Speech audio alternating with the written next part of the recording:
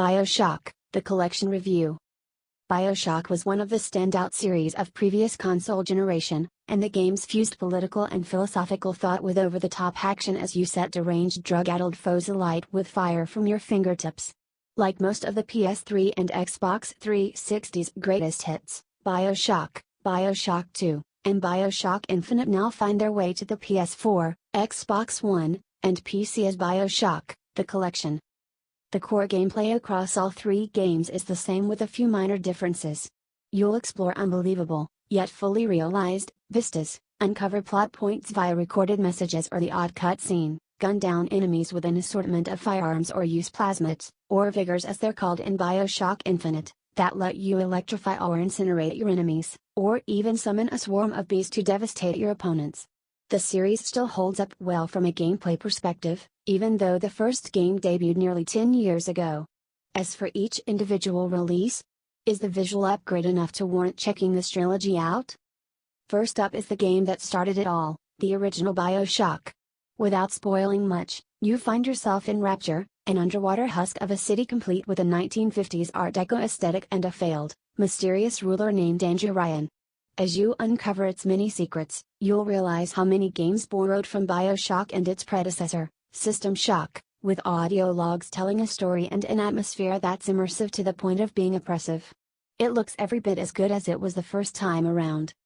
From dilapidated restaurants to the hulking Big Daddies, guardians of this one-time paradise, BioShock is a treat for the eyes. The only complaint is an awkward control scheme that's unintuitive compared to the games that succeeded it, requiring you to press the triangle button to jump, and holding down the left analog stick to crouch. It worked for its time, but not having the option to pick a control scheme more in sync with the modern times is disappointing. However, it's the only game from the three that lets you toggle field of view, FOV, to increase depth, though again the implementation is a little odd, as most games instead offer a slider to allow users to select the FOV they are most comfortable with. Next up is BioShock 2, the black sheep of the series for many. People felt that a return to Rapture took away the novelty factor, and also, the game introduced a multiplayer mode which was not well received. BioShock 2 takes place 10 years after the events of the first game, and in our opinion, manages to hold its own with some new gameplay additions, namely putting you in the role of a Big Daddy rather than a mere human, as you set to stop a sinister cult led by Dr. Sophia Lamb. BioShock 2 is an interesting take on the first game's premise and is highly underrated. It too benefits from the reworked graphics and additional horsepower of current generation consoles. While you can change the controls here, it misses out on the FOV toggle of the original. Finally we have BioShock Infinite. It forsakes the underwater 1950s stylings of the first two games for Columbia, a city in the clouds.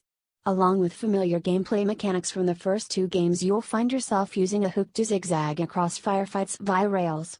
It gives another dimension to the combat as you search for Elizabeth, a girl held captive by Zachary Comstock, a self-proclaimed prophet. While the first two installments look a lot better than they did compared to their initial release, Infinite just gets sharper edges and improved lighting. That's not to say there was no work done it's just that there isn't a massive difference compared to how it played on the PC during its initial release in 2013, which also explains why it didn't get a re-release on PC. Speaking of the PC version, it's home to a host of issues. The game's visuals haven't improved as much as you'd expect, and keyboard and mouse support isn't what it should be, what with mouse sensitivity not working, an issue that was there with the first game, making a comeback. It doesn't help matters that both BioShock and BioShock 2 are missing options such as field of view and advanced graphical settings which are expected for a modern PC release, though 2K claims it will release an update to fix these problems. On all platforms, the frame rate dips below 60 frames per second every now and then, even on our GeForce GTX 1060 powered PC. Despite all of these issues, 2K has packed in a host of extras with BioShock, the collection. These include all the downloadable content, DLC, from the games and commentary featuring series creator Ken Levine. BioShock 2's multiplayer mode is missing, which should surprise no one considering the number of people who played it was pretty much zero. If you have a PS4 or Xbox One, BioShock, the collection is the best way to experience the series if you never played them before. For existing fans on consoles, it's a convenient compendium for a series that's begging for a new entry.